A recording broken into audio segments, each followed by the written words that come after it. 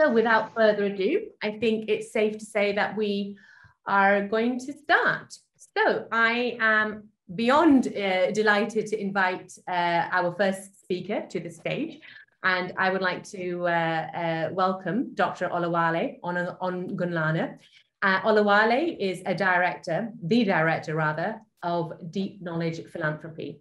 Dr. Olawale is an expert physician, and he has served for over a decade in active clinical practice. He has executed and managed several medical projects in remote communities across Nigeria. In addition, he serves as a member of the board of directors in 2 secondary healthcare facilities that provide healthcare to thousands of Nigerians each year. He is the co-founder of the 100K Club, a non-profit organization providing healthcare access and services to the most vulnerable Nigerians in dire need of medical assistance. In addition, he is a known public speaker and writer representing different international brands and organizations. I'm sure you've all come across him. I have, for sure. And as a public health advocate and digital creator, Dr. Olawale is dedicated to building health-conscious communities across Africa and engaging health and wellness media content. Today, he currently serves, as I mentioned, as a director of Deep Knowledge Philanthropy, and which is a data-driven nonprofit organization focused on creating and supporting tangible humanitarian and social impacts through DeepTech. While he firmly believes that failure will never overtake anyone whose determination to succeed is strong enough, his vision is to build social impact platforms that will transform Africa and the rest of the world while standing the test of time. Olawale, it's my pleasure to hand the session over to you, and I'm very much looking forward to what you've got to say. Thank you so much, Roxy, for having me, and it's a pleasure to be here. First of all, I want to say a very big thank you to all our panelists and to every of our attendees who are joining us for this conference, DeepTech for Social Good. It's a privilege to be here and to share these insights with you. Today, I'm going to be talking about technology as a tool for social inclusion, and also giving an overview about what we do at Deep Knowledge Philanthropy, our impact activities, and everything, our impact activities as a non-profit organization. So today, the key points and the key takeaways that I would want us to have is, know a little bit more about Deep Knowledge Philanthropy and our impact projects, and then we'll discuss the role of technology in the world and technology as a tool for inclusion. Yes, so Deep Knowledge Philanthropy is a data-driven nonprofit project created by the Deep Knowledge Group, which is committed to the support, development, and advancement of deep tech for social good, impact philanthropy, and ethical investment. It was founded on the belief that deep tech innovation is the most efficient driver of social profit, technological humanitarianism, and societal development, and that venture philanthropy is a profitable long-term investment for individuals, national economies, and humanity itself. We have a mission, and just to put it down in a few bullet points, we are on a mission to provide information about the global philanthropy industry and as well as social impact and impact investment space. We collaborate with a lot of key players using technology for social good. We build high impact platforms for social good. And we drive conversations, about technology, social impact, just like we're doing right now, through high-level media engagements.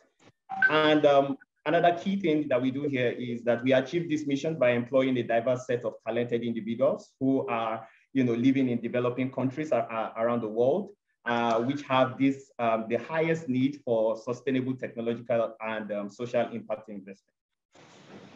So just as a bullet point, there are a couple of things that we do. We are focused on reports, we are focused on platform building, and we're also focused on high media engagement. So in our reports, for anyone who follows us, or maybe if you're just joining us for the very first time, we have a lot of reports about the philanthropic industry, about the impact and investment space. We also had a report about COVID and the effect of COVID in developing countries. We have a lot of reports that are usually targeted at answering big questions across the world, especially in developing countries. So you can also check that out. We also have our platforms that, we build platforms regarding the philanthropy industry, the impact investment space, regarding, FinTech for social good, and, investors, social impact investors. We have, we've collected many of this information, and we usually, we use AI to track, data regarding, this sector. That's the global philanthropy and the impact investment space. So this is something that you can check out at your convenience at any time. We have also built, part of the platforms that we have is the African Charity Dashboard, which is a unique social tool that helps, that lists different charities in Africa, their activities, and then, also by country, the prevalent programs in different countries, and what they are actually focused on, whether it is business, community development, healthcare, or education, or agriculture. So these are the things that we do. And then, like I earlier mentioned, we have media engagements where we have conferences like what we are having right now with key stakeholders in the industry. We also have our newsletters, which we would like you to sign up with, where we talk about philanthropy and different interesting aspects of philanthropy and social impact investment. And then we have high quality media projects for any one of us, for anyone here who is a part of our live conversation. You can actually tune into any of our social media platforms and connect to our Deep Impact series. So we have, short media series that actually shed the spotlight on people and organizations that are creating impact in today's world. We also have the documentary series, which is Deep Impact, which you can also connect with us on YouTube, and then Deep Impact Plus, where we connect personally with founders to share their insights on the problems that they are solving in today's day and age. So to the main conversation that we are going to be having today, we are going to be discussing about technology as, a tool for social inclusion. So the question, I think the big question for us today is, how do you see technology? A lot of us see technology as, through different lenses. I personally, I see technology as helping me to interact better with the world. And definitely, we can all agree that technology offers various tools to boost development, exchange information, and to improve our lives. But then, that's a fact. That is actually a fact. But then I want to also put up an argument, and just stay with me, yeah? So, and the argument is we are all disabled. And there is every tendency for us to, ask questions that, what do you mean? Like, are we all disabled? No, no, I am not. I mean, I'm okay. Like, I don't have any problems, right? I don't have any health problems. But then I think it's a context that we tend to miss out a lot, because when we talk about people living with disabilities and we talk about social inclusion for people living with disabilities, we tend to look at disability from the lens of people who are struggling with, a higher degree of disabilities, and not from the context of the fact that every one of us at some certain point in time will live or will have problem with, accessibility challenges. So this is something that it is because of this that we tend to have a very narrow mindset on, talking about technology, including everybody, and technology for people living with disabilities, assistive technologies that help people live better lives, people with disabilities live better lives. So, but here's the thing. The fact is, the chance of having a stroke doubles every 10 years after age 55, increasing the need for rehabilitative services. So this means that somebody who is, who is fine, somebody like me, I'm healthy, I'm fine. By the time I'm 55, I would actually require some type of assistive technology to make me interact better with the world. So, and a lot of us tend to forget, we tend to think that technology, and when we talk about disability, we are only looking at it from the context of people living with severe disabilities that impair, their ability to interact properly with the world. But the fact is that every one of us at some point in time, we would require an assistive technology. And if we continue with this line, we see that 73% of older adults that are aged 50 years and above will experience loss of vision or sight as they age, and they will require visual assistance. There are some of us, who actually already require visual assistance, and we are not yet 50. And the fact is that we do require assistive technologies at some point. So also, just furthermore, just to nail and take this point home, there are about 3 million people worldwide that are living with pacemakers today. And each year we have about 600,000 new pacemakers that are implanted. So the idea and what we are trying to say is disability is a context. And this is exactly what we are trying to say when we are talking about technology as a means for social inclusion.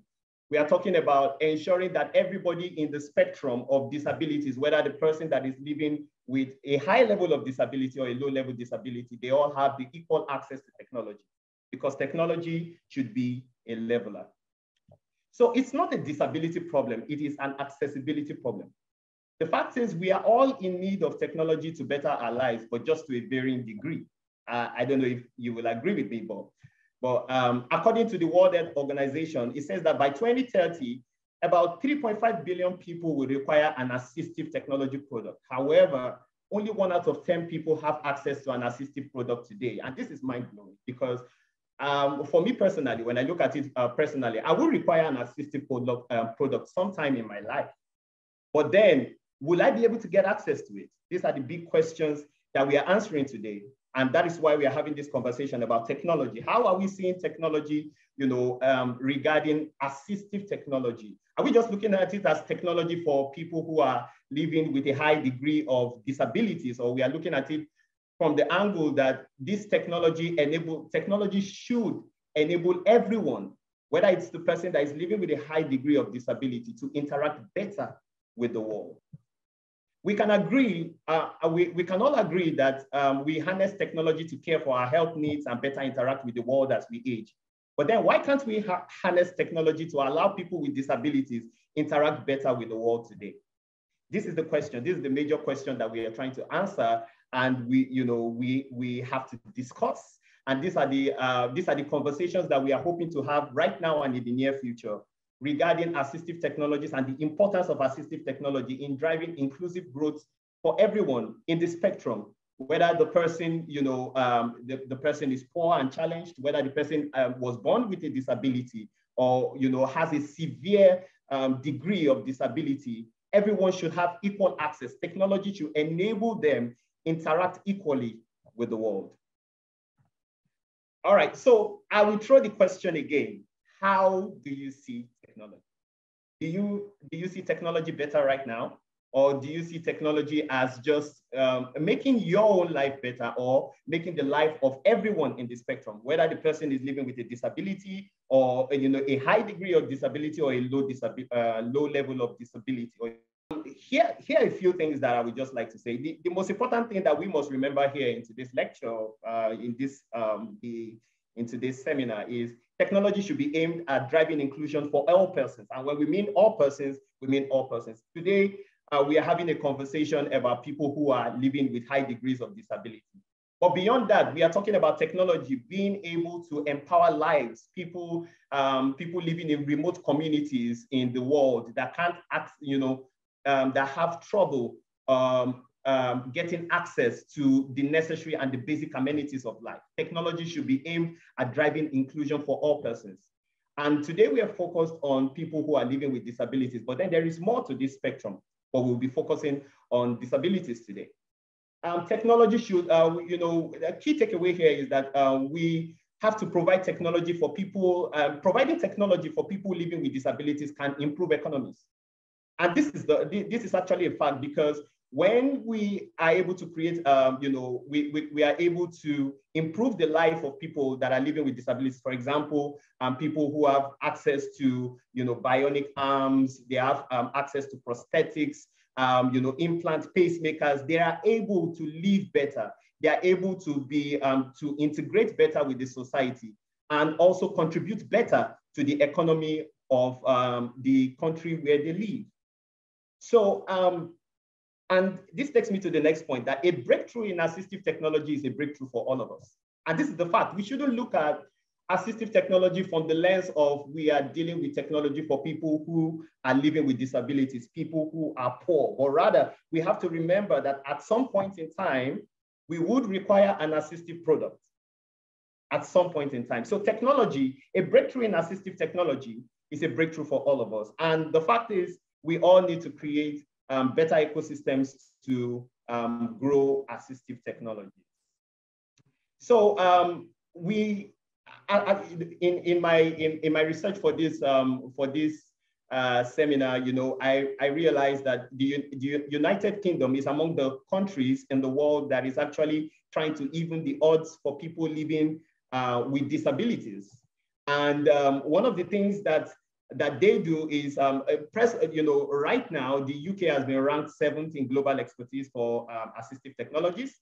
And one of the key things is that the UK has enabled growth by building an ecosystem that allows for assistive tech startups to thrive, providing access to a pool of technology talent and workforce.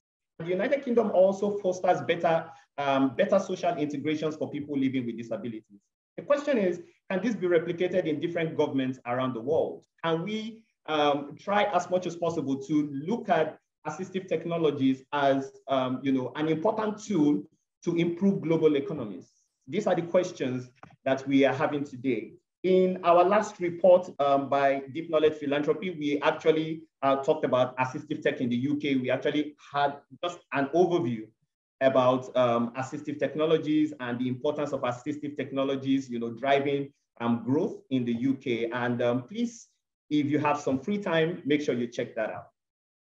I would, the question I would like to leave us with today is, how do you plan to use technology to make the world better? Today, we are gathered, you know, talking about deep tech for social good. This is the big question, because as we live here today, we need to ask ourselves very important questions.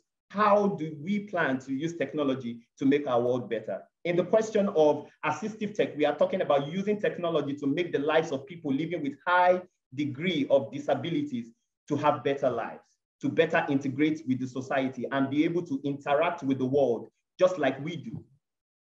So the question is, how do you plan to use technology to make the world better?